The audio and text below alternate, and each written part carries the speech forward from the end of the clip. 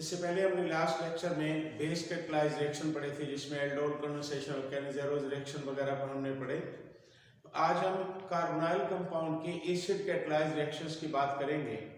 जैसा कि हमने पहले लेक्चर में बात की थी कि अगर न्यूक्लियोफाइल वीक हो और उसको स्ट्रांग ना बनाया जा सकता हो तो वीक न्यूक्लियोफाइल के केस में हमें एसिड कैटलिस्ट लेना पड़ता है। एसिड कैटलिस्ट क्या करता है? Electrophilic character of carbonyl carbon को एनहांस करता है। अब देखते हैं कि एसिड कैटलिस्ट किस तरह से अपना रोल प्ले करता है। देखिए, सपोज हमारे पास कोई भी कार्बोनाइल कंपाउंड हम ये कार्बोनाइल ग्रुप सिंपल ले लेते हैं। अब एसिड कैटलिस्ट हम लेंगे तो एसिड प्रोटॉन रिलीज करेगा। ये H पॉजिटिव कहां से आया? एसिड से। तो ऑक्सीजन अपने लोन पेयर के थ्रू इस एसिड कैटलिस्ट पर यानी प्रोटॉन पर अटैक करेगी। कोऑर्डिनेट कोवेलेंट बॉन्ड बनेगा, डबल बॉन्ड OH। अब यहाँ ऑक्सीजन पर पॉजिटिव चार्ज आएगा। ऑक्सीजन पर पॉजिटिव चार्ज क्यों आया, किस सिलसिले में आया? क्योंकि ऑक्सीजन ने अपना लोन पेयर डोनेट किया प्रोटॉन को, कोऑर्डिनेट कोवेलेंट बॉन्ड बनाया। अब बेटा देखें, यहां partial negative partial positive charges already मौजूद थे, लेकिन यहां वीक चार्ज था। लेकिन इधर जब हम देखते हैं ऑक्सीजन पर पॉजिटिव चार्ज आ चुका है तो ये oxygen in shared pair of electron को स्ट्रांगली अट्रैक्ट करेगी। लिहाजा यहाँ पे जो कार्बोनाइल ग्रुप पर या कार्बोनाइल कार्बन पर पार्शियल पॉजिटिव चार्ज आया, ये इस पार्शियल पॉजिटिव चार्ज की निस्बत स्ट्रांग होगा। अब वीक न्यूक्लियोफाइल इस केस में अटैक कर सकता है। लेकिन हम इसको कुछ इस तरह से चेंज करेंगे कि यहाँ पे जो पाई बॉन्ड है ऑक्सीजन पर शिफ्ट होगा और ऑक्सीजन न्यूट्रल हो जाएगी, COH। अब ये ऑक्सीजन न्यूट्रल हो गई, कार्बन पर पॉजिटिव चार्ज आ जाएगा क्योंकि ये पाई बॉन्ड आगे शिफ्ट हो चुका है। अब वाज़ेह है कि यहाँ पर कार्बन पर पार्शियल पॉजिटिव चार्ज था, इधर कंप्लीट पॉजिटिव चार्ज। तो एसिड कैटलिस्ट की वजह से कार्बन पर चार्ज पॉजिटिव चार्ज एनहांस हो चुका, यानी इलेक्ट्रोफिलिक कैरेक्टर इंक्रीज हो चुका। अब जब इलेक्ट्रोफिलिक कैरेक्टर इंक्रीज हो चुका है तो कोई भी न्यूक्लियोफाइल, वीक न्यूक्लियोफाइल जो है वो इस कार्बन पर अटैक कर सकता है।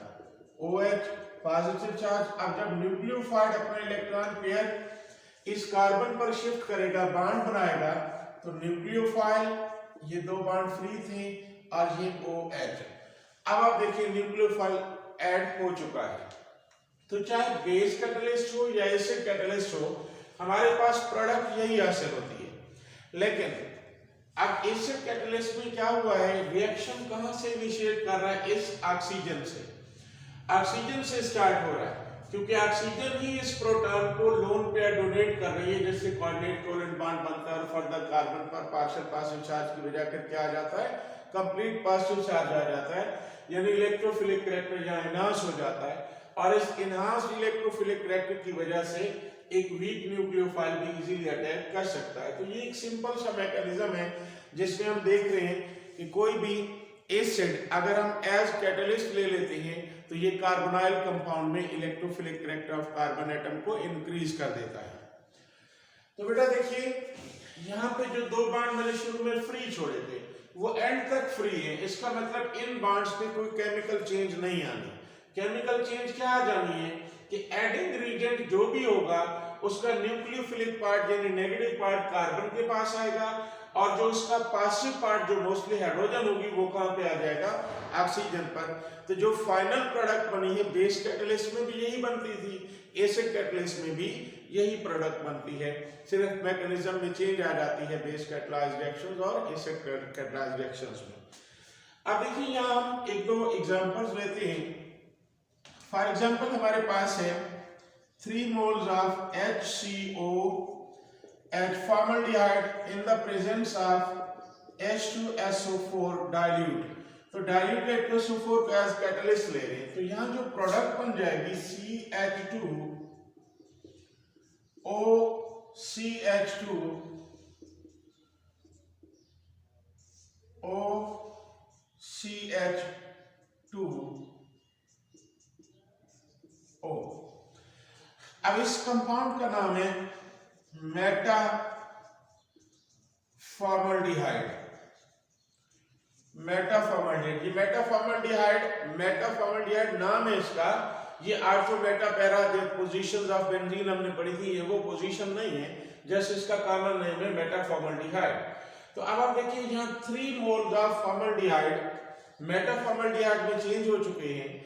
तो हम इस लिहाज से इस रिएक्शन को पॉलीमराइजेशन ऑफ एल्डिहाइड भी कह सकते हैं। अच्छा, इसी तरह से अगर मैं 3 moles of CH3COH dilute H2SO4 catalyst, अब फॉर्मल्डिहाइड की बजाय मैंने एस्टल्डिहाइड ले लिया। देखिए सेम प्रोडक्ट बनेगी, सिर्फ क्या है कि फॉर्मल्डिहाइड और एस्टल्डिहाइड में किस चीज का डिफरेंस है, एक हाइड्रोजन की बजाय मिथाइल ग्रुप आ गया। तो यहाँ पे भी जहाँ 2 हाइड्रोजन थे आप एक एक मिथाइल ग्रुप लगा दें, आपकी प्रोडक्ट बन जाएगी CH3HOCCH3H और ये ऑक्सीजन। तो इसको हम कहते हैं पैरल्डिहाइड। क्या कहेंगे? पैरल्डिहाइड। तो मेटाफॉर्मल्डिहाइड और पैरल्डिहाइड कैसे बन रहे हैं? By the polymerisation of formaldehyde and acetaldehyde in the presence of dilute acid as catalyst. अब इसके बाद हम बात करते हैं एडिशन ऑफ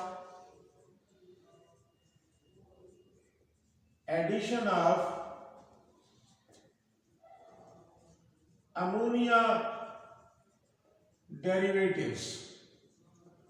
अब ये अमोनिया डेरिवेटिव्स क्या है बेटा? देखिए NH3 ये क्या चीज है? Ammonia molecule.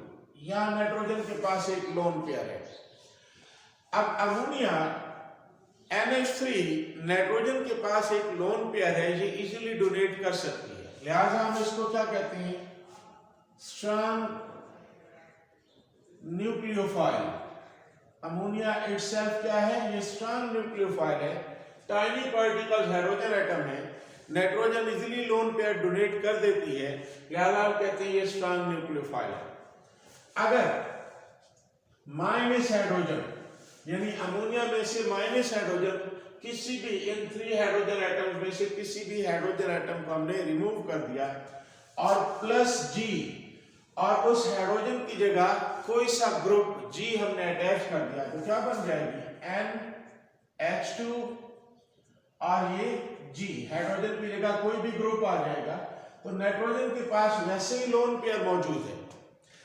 अब इस बल्की ग्रुप की वजह से, G ग्रुप की वजह से ये अमोनिया डेरिवेटिव क्या हो गया? ये वीक न्यूक्लियोफाइल बन जाता है। क्या बन गया? Weak nucleophile. किसकी वजह से? Due to presence of this group G। और ये बल्की ग्रुप है, इसकी बल्कनेस की वजह से nitrogen easily lone pair donate नहीं कर पाएगी, लिहाजा हम क्या कहेंगे कि ये अमोनिया डेरिवेटिव जो है वीक न्यूक्लियोफाइल है। अब इसको अमोनिया डेरिवेटिव क्यों कह रहे हैं? Because it had been derived from ammonia, क्योंकि अमोनिया से डिराइव किया गया, अमोनिया से प्रिपेयर किया गया, लिहाजा इसको हम क्या कहेंगे? अमोनिया डेरिवेटिव कहेंगे। अब अमोनिया डेरिवेटिव्स की कुछ एक एग्जांपल्स देखें बेटा। देखिए अगर मैं यहां लेता हूं NH2, नाइट्रोजन का एक बॉन्ड फ्री हो जाएगा, इसके साथ आ जाए हाइड्रॉक्सिल ग्रुप, इसको हम बोलते हैं हाइड्रॉक्सिल अमाइन। क्या बोलेंगे? Hydroxyl amine.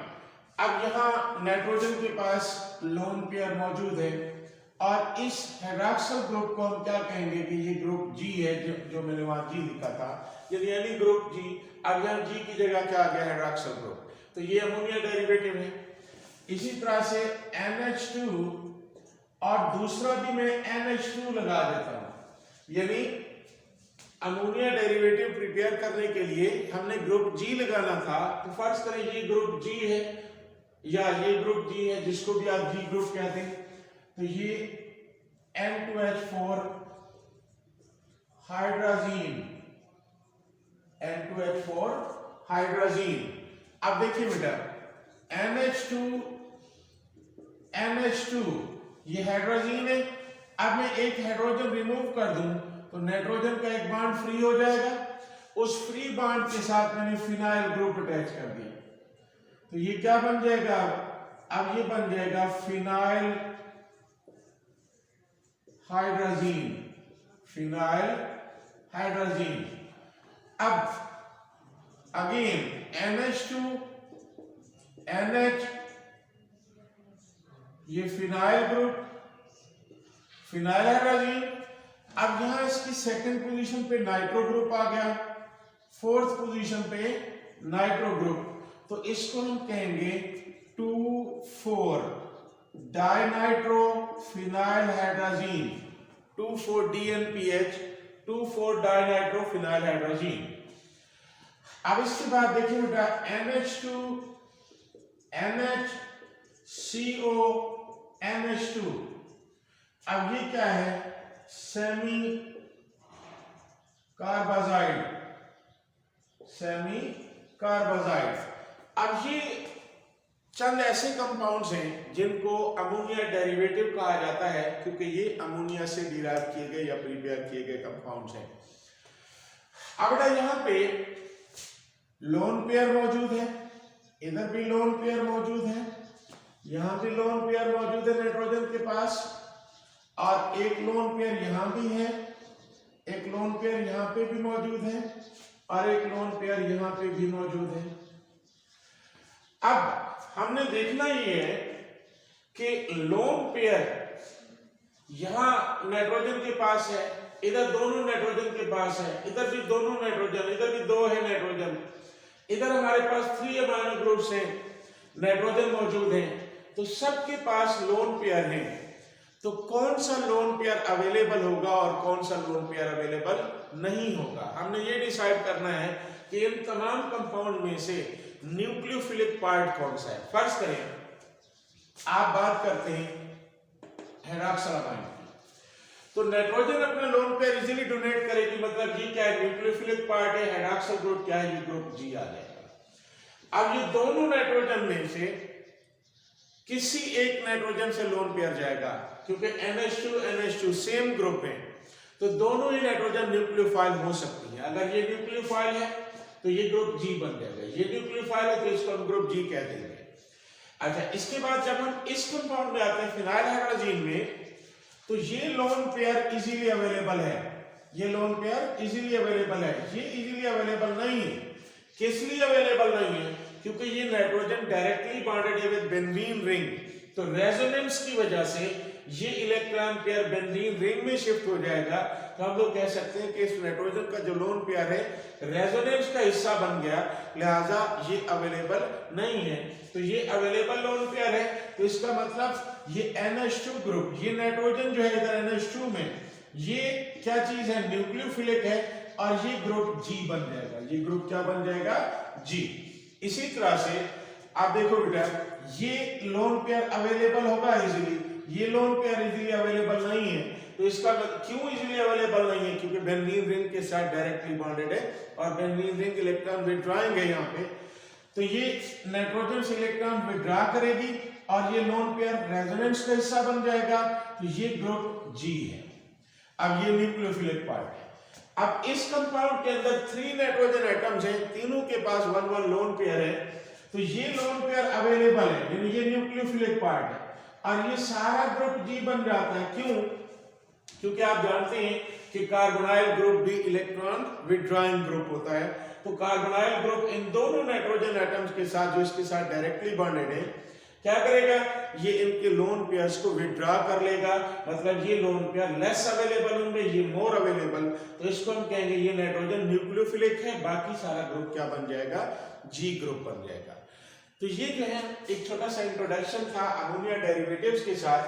इसके बाद हम कुछ रिएक्शंस की बात करेंगे कि अमोनिया डेरिवेटिव कार्बोनाइल कंपाउंड में किस तरह से रिएक्ट करते हैं। अगला देखिए कि इसका एक जनरल मैकेनिज्म है, उस मैकेनिज्म को हम देखते हैं। जनरल मैकेनिज्म,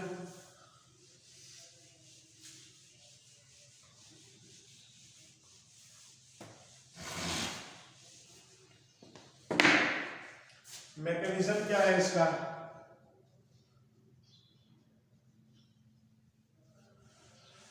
बेटा देखिए, फर्ज करें कोई भी कार्बोनाइल कंपाउंड है, इसमें NH2G in the presence of acid catalyst हम ऐड करना चाहते हैं। अब फाइनल प्रोडक्ट में बाद में लिखूंगा, मैकेनिज्म से प्रोडक्ट बनाने के बाद हम रिएक्शन को कंप्लीट कर देंगे। तो ये एडिंग रिएजेंट है और ये क्या चीज है, कार्बोनाइल कंपाउंड है, और ये क्या है, एसिड कैटलिस्ट है। तो हम मैकेनिज्म पढ़ने जा रहे हैं कि ये एडिंग रिएजेंट जो अमोनिया डेरिवेटिव है कार्बोनाइल कंपाउंड में किस तरह से ऐड होगा।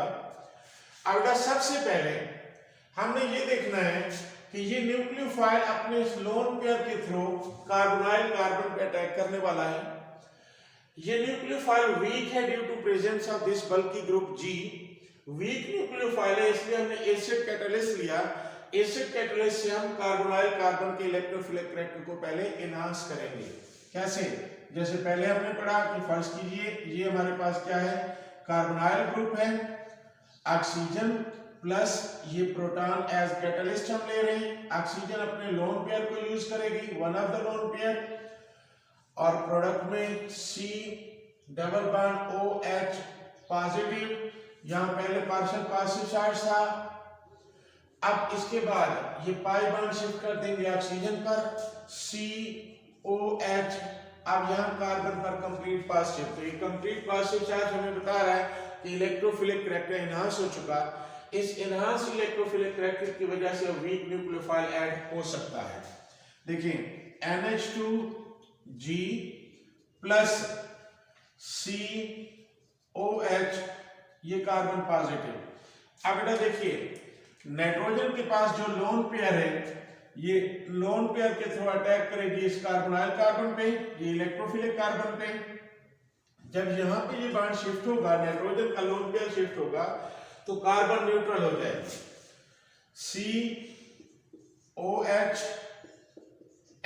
कौन सा N? ये वाला नाइट्रोजन है, इसके साथ दो हाइड्रोजन अटैच हैं और एक ग्रुप G है। अब चूंकि नाइट्रोजन अपना लोन पेयर दे चुकी है, लिहाजा इस पर पॉजिटिव चार्ज आएगा, तो चार्ज का ख्याल रखना है। अब बेटा देखिए COHNH2G, ये प्लस चार्ज आ गया। अब फर्दर क्या होना है, ये ऑक्सीजन के हाइड्रोक्सिल ग्रुप वाली अपना लोन पेयर यूज करेंगे। किस पे? देखें नाइट्रोजन पर पॉजिटिव चार्ज की वजह से हम कह सकते हैं नाइट्रोजन पर इलेक्ट्रॉन्स की डेफिशिएंसी है। तो ये डेफिशिएंसी कहां से फुलफिल होगी, ये पार्शियल पॉजिटिव हाइड्रोजन, क्योंकि ये नाइट्रोजन इस शेयर्ड पेयर ऑफ इलेक्ट्रॉन को मोर अट्रैक्ट करेगा। अब इसके बाद लोन पेयर अटैक करेगा इस प्रोटॉन पे और ये बॉन्ड शिफ्ट हो जाएगा नाइट्रोजन पर। प्रोडक्ट क्या बन जाएगी, COH2NH-G। अब चूंकि ये ऑक्सीजन लोन पेयर यूज कर चुकी, प्रोटॉन गेन कर चुकी है, तो ऑक्सीजन पर कौन सा चार्ज आएगा, पॉजिटिव। अब हम ये कह सकते हैं कि इस ऑक्सीजन ने लोन पेयर यूज किया, कोऑर्डिनेट कोवेलेंट बॉन्ड बनाया प्रोटॉन के साथ, लिहाजा ऑक्सीजन पर कौन सा चार्ज आ गया, पॉजिटिव। फर्दर नेक्स्ट स्टेप में COH2 पॉजिटिव NHG। अब बेटा देखें इस पॉजिटिव चार्ज को हमने फिनिश करना है, तो ये बॉन्ड पहले यहां शिफ्ट होगा, वाटर रिलीज हो जाएगा। जैसे ये बॉन्ड यहां शिफ्ट होगा, ऑक्सीजन न्यूट्रल होगी, लेकिन पॉजिटिव चार्ज किधर आएगा, इस कार्बन पे। इस कार्बन के पॉजिटिव चार्ज को न्यूट्रल करने के लिए ये बॉन्ड यहां शिफ्ट हो जाएगा, कार्बन और नाइट्रोजन में डबल बॉन्ड आएगा, तो प्रोटॉन निकलेगा। अब बेटा देखो हमारे पास ये एक वाटर मॉलिक्यूल हासिल हो गया, एक प्रोटॉन हासिल हो गया जो कि कैटलिस्ट था, यहां से प्रोटॉन निकलेगा। अब कार्बन और नाइट्रोजन के दरमियान डबल बॉन्ड आ जाएगा, C डबल बॉन्ड N और ये G। तो अब हम बेटा देखिए ये कैटलिस्ट था, वापस आ गया हमारे पास। वाटर रिलीज होने के बाद ही हमें एक एडक्ट मिल चुका है, वीक न्यूक्लियोफाइल कार्बोनाइल कंपाउंड में ऐड हो चुका है। तो इस एडिशन के दौरान एक्चुअली हुआ क्या है, हमारे पास जो प्रोडक्ट बनी है C double bond N G plus water remove हुआ। एक्चुअली हम इस कंपाउंड को यूं देखेंगे, C double bond O plus NH2G, ये अमोनिया डेरिवेटिव था। तो यहां से ऑक्सीजन और ये दो हाइड्रोजन मिलकर क्या करेंगे, वाटर बनाएंगे। जब वाटर बन जाएगा तो आपके पास प्रोडक्ट क्या बचेगी? अब इस कार्बन के 2 बॉन्ड फ्री हो गए और नाइट्रोजन के भी 2 बॉन्ड, तो ये आपस में डबल बॉन्ड बना लेंगे। Double bond nitrogen G plus water, तो वाटर एज बाई प्रोडक्ट, ये हमारे पास एडक्ट बन गया। तो कोई भी अमोनिया डेरिवेटिव हम ऐड करेंगे किसी भी कार्बोनाइल कंपाउंड में, तो उसमें होगा यही कि नाइट्रोजन से 2 हाइड्रोजन जाएंगे, नाइट्रोजन के 2 बॉन्ड फ्री हो जाएंगे, और कार्बोनाइल ग्रुप की ऑक्सीजन रहेगी तो कार्बन के 2 बॉन्ड, तो ये कार्बन और ये नाइट्रोजन आपस में बॉन्ड बना के डबल कोवलेंट बॉन्ड बनाएंगे और ये एक एडक्ट बन जाएगी। तो ये एक जनरल मैकेनिज्म है अमोनिया डेरिवेटिव का। ठीक है, तो अल्लाह हाफिज।